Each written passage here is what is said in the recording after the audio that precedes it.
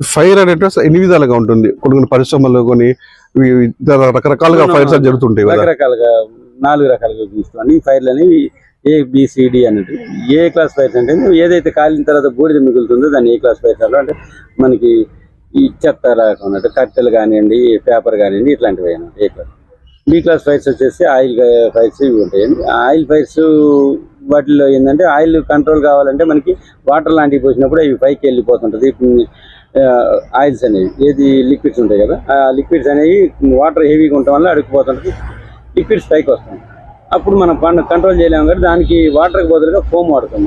మన దగ్గర foam tins ఉంటాయండి. మన దగ్గర ఉన్నటువంటి ఆ ఫోమ్ టిన్స్ అవి ఆ ఫోమ్తో పాటు ఇక్కడ ఉన్నటువంటి జెట్ ద్వారా అది ఫోమ్ జనరేట్ అవుతుంది. అది ఫోమ్ అనేది ఏంటంటే పైన తేలుతుంది కాబట్టి మనకి అప్పుడు దానికి కావాల్సినటువంటి ఆక్సిజన్ సప్లైని అవి కంట్రోల్ చేయడం ద్వారా ఫైర్ని కంట్రోల్ చేయడం జరుగుతుంది. గ్యాస్ కూడా మనం CO2 DCP పౌడర్ లాంటివి వాడటం ద్వారా జరుగుతుంది. తర్వాత ఎలక్ట్రికల్ ఫైర్స్, ఇవి మెటల్ ఫైర్స్ ఇట్లా ఉంటాయి. వాటి అన్నిటి కూడా మెటల్ ఫైర్స్ మీద కూడా DCP పౌడర్ లాంటి కెమికల్స్ వాడతాం.